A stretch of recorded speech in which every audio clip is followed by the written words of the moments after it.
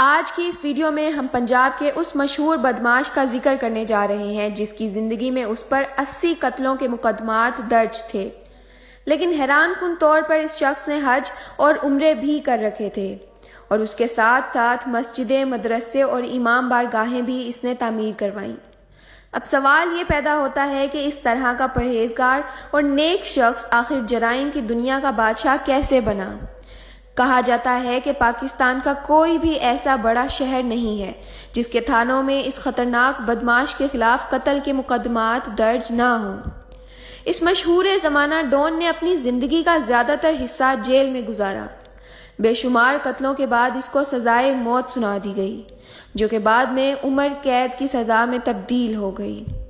تو اس شخص کی کہانی کا آغاز کیسے ہوا اور کیا اسباب بنے کہ ایک نمازی پرہیزگار شخص 80 لوگوں کا قاتل بن گیا؟ یہ ہے حاجی جاوید اقبال، جو اپنے علاقے میں کالا دائی والا کے نام سے مشہور تھا۔ بچپن ہی سے ویلڈنگ کا کام کیا کرتا تھا، جبکہ اس کی والدہ قریبی ہسپتال میں نرس تھیں اور اسی ہسپتال میں وہ دائی والا کام کیا کرتی تھی، جس کی وجہ سے لاہور کے علاقے اسلام پورہ میں حاجی جاوید اقبال کو کالا دائی والا کہہ کر پکارا جانے لگا۔ اس کی عمر جب 14 سال تھی تو اس کی والدہ کو ایک دن ہسپتال جاتے ہوئے ایک شخص نے تنگ کیا۔ جب کالے کو اس بات کا علم ہوا تو یہ کم سن لڑکا بدلے لینے کی آگ میں جلنے لگا۔ ایک دن اس کی والدہ کو تنگ کرنے والا شخص کسی حجام کی دکان پر بیٹھا تھا۔ کالے نے دکان پر جا کر استرا اٹھایا اور اس شخص پر قاتلانہ حملہ کرتے ہوئے اس کی گردن الگ کر دی۔ اس طرح کالا دائی والے نے 14 سال کی عمر میں پہلا قتل کیا۔ اگلے ہی دن پولیس نے اسے گرفتار کر کے جیل میں بھیج دیا۔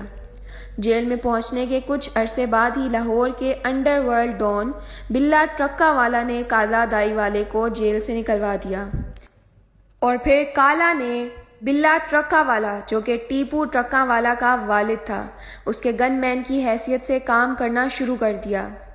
بلا ٹرکا والا کے گروپ کی لاہور میں پرانی دشمنیاں چل رہی تھیں اور ان کے قتل و غارت بھی ہوتے رہتے تھے، جس کی وجہ سے کالا بھی ان کے گروپ کا حصہ بن گیا۔ لہٰذا کالا دائی والا بھی اس دلدل میں پھنستا گیا اور اس پر کئی قتلوں کی FIR بھی درج ہوئیں۔ زیادہ تر قتل بلا ٹرکا والا کے کہنے پر ہوا کرتے تھے۔ وقت گزرتا رہا اور کئی قتل ہوتے رہے اور کالا دائی والا کا نام لاہور سے نکل کر پورے پنجاب میں گونجنے لگا۔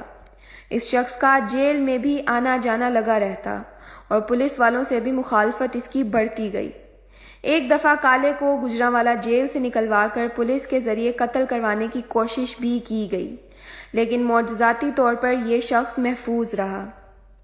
اسی طرح پولیس نے ایک دفعہ دریائے راوی کے پل پر ایک مشہور انسپکٹر کی سربراہی میں کالا دائی والا کو قتل کرانا چاہا، لیکن عین اسی وقت وہاں سے ایک مشہور حکومتی عہدیدار کا گزر ہوا اور اس نے کالا دائی والا کو پولیس سے بچا کر واپس جیل میں بھجوا دیا۔ CIA پولیس 24 گھنٹے کالا دائی والا گروپ کے پیچھے رہتی تھی۔ اس کے کئی لوگوں کو گرفتار کرنے کے ساتھ ساتھ CIA سٹاف نے بھاری مقدار میں اسلحہ بھی برآمد کیا تھا۔ جب کالے کو اپنے دوستوں کی گرفتاری اور بھاری مقدار میں اسلحہ برآمد ہونے کا علم ہوا تو اس نے CIA کے انسپکٹر کو فون کر کے اپنے ساتھیوں کو رہا کرنے کا بولا۔ انسپکٹر کے انکار کرنے پر کالے نے اس پر کئی دفعہ قاتلانہ حملے بھی کروائے۔ دفعہ کیمپ جیل سے رہائی کے موقع پر CIA سٹاف نے کالا دائی والا کو گرفتار کرنے کی ایک بار پھر سے کوشش کی، لیکن یہ شخص پولیس کا ہی یونیفارم پہن کر پولیس کی ہی گاڑی میں فرار ہونے میں کامیاب ہو گیا، اور کچھ عرصے کے بعد بلا ٹرکا والا کے کہنے پر اس نے پولیس کو گرفتاری دے دی اور بعدازاں بلا ٹرکا والا نے ہی اسے جیل سے نکلوا دیا۔ اس مشہور زمانہ شخص کی کئی گروپس کے ساتھ دشمنیاں چل رہی تھیں اور کچھ اس نے اپنے دوستوں کی وجہ سے پال رکھی تھی۔ لاہور سمیت پنجاب کا مشہور ڈون بلا ٹرکا والا کالے دائی والے پر بہت بھروسہ کیا کرتا تھا اور وہ اپنے بیٹے ٹیپو ٹرکا والا کو بھی یہ بولا کرتا تھا کہ کالا دائی والا ایک بھروسے مند انسان ہے۔ بلا ٹرکا والا کالا دائی والے سے کئی معاملات میں مشورہ بھی لیا کرتا تھا۔ جب دشمنوں نے بلا ٹرکا والا کو قتل کر دیا تو اس کے کچھ ہی عرصے کے بعد کالا دائی والے نے کچھ وجوہات کی بنا پر اس کے بیٹے ٹیپو ٹرکا والا سے علیحدگی اختیار کر لی۔ کالے کی ایک بات فیمس تھی کہ یہ اپنے مخالفین سے نہ ہی صلح کرتا اور نہ ہی انہیں معاف کیا کرتا تھا۔ ایک دفعہ سیال کوٹ میں اس شخص سے مخالفین کو قتل کرنے کے لیے گدا گاڑی لی اور سبزی بیچنے والے کا روپ دھار کر وہ ان کے گاؤں پہنچ گیا۔ وہاں پر اپنے مخالفین کے 4 لوگوں کو قتل کرنے کے بعد یہ اسی حلیے میں فرار ہو گیا۔ اس کے بیٹے کے مطابق اس شخص نے کبھی بھی اپنے سے اوپر کسی کو بدمعاش نہیں مانا۔ غریبوں کی مدد کرنے کے ساتھ ساتھ یہ مظلوموں کی حمایت بھی کیا کرتا تھا۔ بتایا جاتا ہے کہ کالا دائی والا مزاروں پر بھی جایا کرتا تھا اور ولیوں فقیروں کو بہت مانتا تھا۔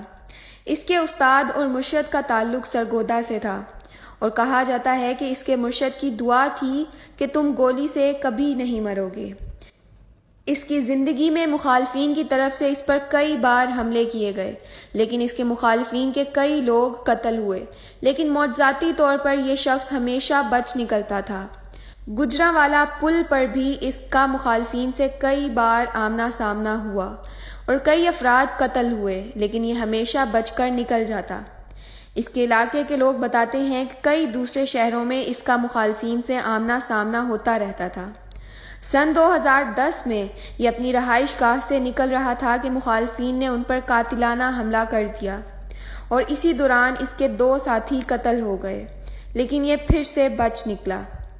اس کے بعد سیشن کورٹ میں کالا دائی والا کو قتل کرنے کے لیے مخالفین نے اپنے ایک بندے کو وکیل کے بھیس میں بھیجا، لیکن جب وہ شخص کالے پر حملہ کرنے لگا تو اس نے اس کا ہاتھ پکڑ لیا اور بندوق نیچے کر دی، جس کی وجہ سے کالے کی ٹانگ میں گولی لگ گئی، لیکن مخالف آدمی فرار ہونے میں کامیاب ہو گیا۔ کالے کے بارے میں بتایا جاتا ہے کہ یہ پراپرٹی کے کاروبار سے بھی منسلک تھا۔ ایک دفعہ لاہور میں یہ اپنے دفتر کی طرف جا رہا تھا تو مخالفین کے حملے کے نتیجے میں اس کے دونوں ساتھی قتل ہو گئے اور کالا دائی والے کے جسم پر 15 گولیاں لگیں، لیکن اس کے بعد بھی یہ معجزاتی طور پر بچ گیا۔ لاہور میں موجود شیزان فیکٹری کے پاس کالے دائی والے کا پولیس کے ساتھ مقابلہ ہو گیا۔ اس پولیس مقابلے میں کالے کا بیٹا قتل ہوا، جبکہ دوسری طرف 3 پولیس اہلکار بھی مارے گئے اور 2 شدید زخمی ہوئے۔ بعد میں پتہ چلا کہ اسی پولیس مقابلے میں کالے کے 3 ساتھی بھی قتل ہوئے تھے۔ وقت گزرتا گیا اور کالے دائی والے پر پولیس مقابلے، قتل و غارت اور اس جیسی وارداتوں کے 80 کے قریب مقدمات بن چکے تھے۔ تو آخر میں آپ کو بتاتے چلیں کہ اس شخص کے ایک اور بیٹے پر 302 کا مقدمہ درج ہو گیا۔ پولیس نے اسے جیل میں بند کر دیا اور تب کالا بھی بے بس ہو چکا تھا کہ اپنے بیٹے کو جیل سے آزاد کروا دے، اور اسی غم میں یہ روز سوچتا رہتا کہ لوگوں کے بیٹوں کو میں جیل سے نکلوا لیا کرتا تھا اور آج اپنا بیٹا جیل میں ہے اور میں بالکل بے بس ہوں۔ اسی رنج میں کالا دائی والے کو 2014 میں ہارٹ اٹیک آیا اور یہ اس دنیا سے چل بسا۔ اس طرح ویلڈنگ کا کام شروع کرنے سے لے کر 80 قتل کرنے تک کا یہ سفر اختتام کو پہنچ گیا۔